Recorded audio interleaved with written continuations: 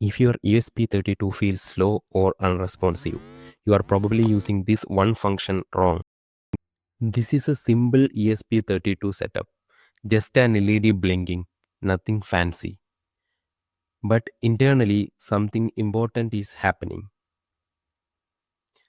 First, let's use delay. Looks simple: turn on, wait, turn off, wait. Now notice this. The serial output is very slow.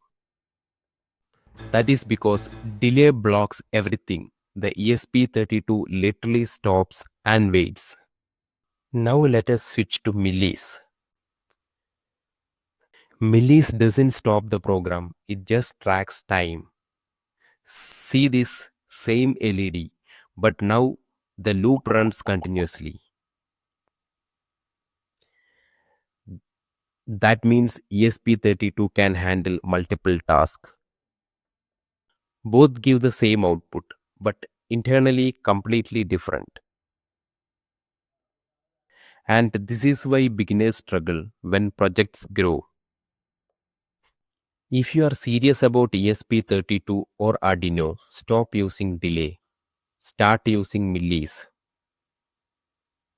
Follow for more videos.